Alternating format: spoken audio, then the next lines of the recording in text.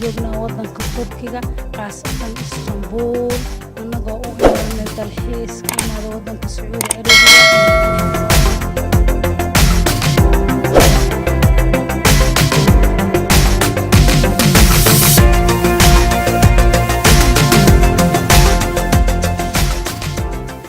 الحمد لله شكر رب العالمين ووطن آد وناكسن خاصة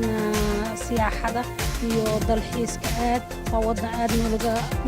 سوق دوينايو ونلقى قيمينايو الحمد لله شكر رب العالمين